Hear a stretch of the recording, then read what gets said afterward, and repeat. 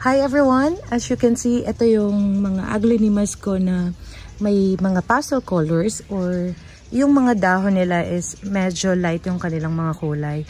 And nagustuhan ko sila kasi relaxing sa mata yung mga ganitong plants na medyo light lang yung mga kulay. Although magaganda rin naman yung mga matitingkad na kulay na aglonimas.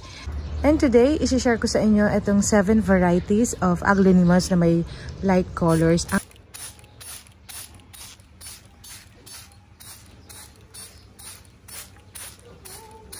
So our first plant is Vanilla Panama. Ayan, kung makikita nyo, may pagkakahawig sila ng Peach Panama. Yan dahil yung bandang gitna nila, halos peach talaga yung kulay. So hindi lang ako sure kung ano ba talaga yung pagkakaiba ng Peach Panama saka itong Vanilla Panama. And kung mapapansin nyo, medyo pointed yung dulo ng kanyang mga dahon. Ayan siya.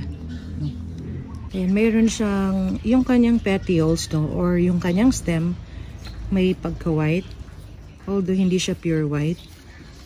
Isa sa mga aglo na may light colors, ito ang Vanilla Panama. Ayan, so yung mga leaf patterns niya, maganda rin.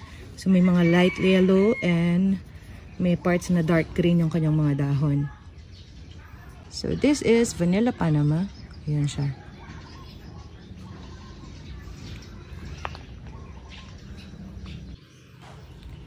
And ang next plant is Harlequin. Ayan, kung mapapansin nyo, may mga konting damage yung kanyang dahon. Hindi ko na tinanggal itong leaves na to kasi healthy pa rin naman sila. Ayan, may konting flaws din yung ibang dahon niya. Pero as you can see, itong mga bagong dahon, ayan sila. So flawless na and ang ganda ng kulay nila. So like I've said, mga light colors din ang lumilitaw na bagong dahon. Ayan. So iba-iba rin yung kulay ng Harlequin. No? May mga mostly green ang colors ng mga dahon ng ibang Harlequin, no? So itong plant na to, itong variety na to, yan, nagme-mix talaga yung pink and green. So meron pa akong isang Harlequin na mostly green naman yung dahon niya. So yan, healthy siya. As compared to other aglonimas, medyo makapal yung dahon ng Harlequin, no? Kaya hindi siya basta-basta nasisira. So, ayan siya. Light peach din yung kanyang petioles. Ayan. So, this is Harlequin. Ayan siya. And we have Aglonema Frozen. Ayan, kung mapapansin nyo, very light yellow yung kanyang mga dahon with a touch of pink sa kanyang midrib. Ayan siya. So yung green konting-konti lang, no, sa bandang edge ng mga dahon niya. And yung kanyang petioles, light pink din. Ayan. So may bagong dahon na siya. So iniiwasan ko rin mabasa ito sa ulan or masobrahan ng tubig kasi parang mas madaling malusaw itong plant na to. Mostly naman ng aglonimas, no, ayaw ng sobrang tubig kasi madali silang malusaw talaga, lalo na yung mga imported aglonimas. As compared to local aglonimas dito sa Pilipinas, parang mas sturdy or mas established and mas matatag talaga yung mga aglonimas natin kasi parang mas makapal yung mga dahon and stems nila. So again, this is Aglonema Frozen. Yan siya.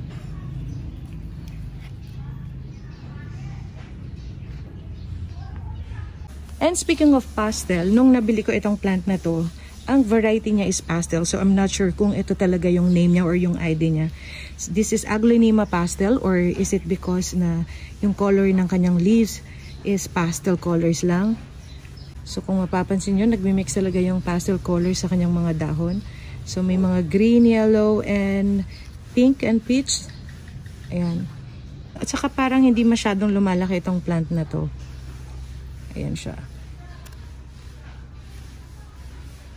Very light. Ang kanyang petioles, ganun din. May pagkaka-light pink. So this is Aglonema Pastel. So our next plant is the underrated Aglonema Pakaypet. Ayan, hindi siya kamahalan. Pero sobrang ganda ng plant na to. Ako, gandang-ganda ako sa Aglonema Pakaypet dahil sa kulay ng kanyang mga dahon. So, nagmi-mix talaga yung pastel colors nito, no? And kung mapapansin nyo ito, maraming portion na pink, tapos may yellow and green. Pero may ibang pakaipit ako na yellow, mostly yellow naman, and yung isa mostly green.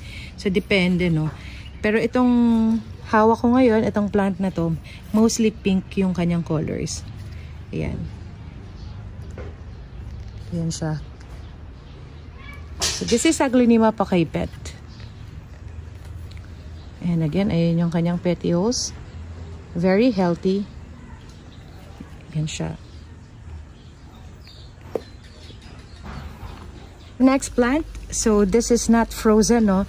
This is Aglaonema unicorn. Ayan, may pagkakawig sila ng frozen dahil maraming portion na yellow sa kanyang mga dahon, and kagaya ng frozen, pointed din itong dulo ng kanyang dahon. Pero different to. This is Aglaonema unicorn. Ayan, kagaya ng frozen, maganda rin ito na very light din yung kanyang kulay, light yellow.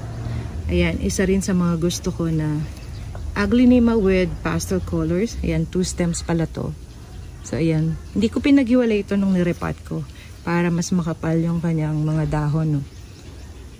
Ayan siya. And medyo off-white yung kanyang petioles.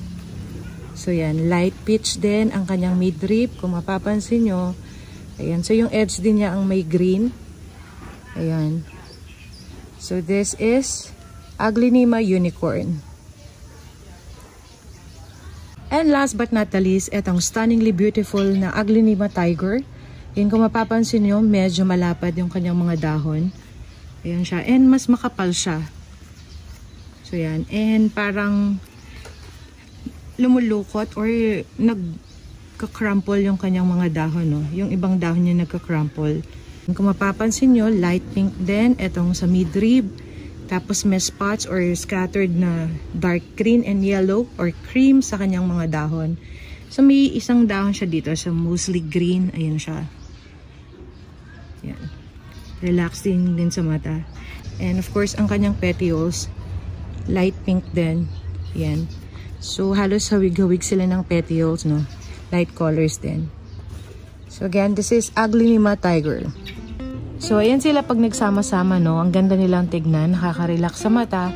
And of course, lalo na kung bagong dilig sila, kapag nadidiligan sila sa umaga, lalo silang fresh tignan. And if you are also asking sa prices nila, nabili ko sila from 200 to 500 pesos. So, minsan kapag may clearance sale, mas mababa pa, no?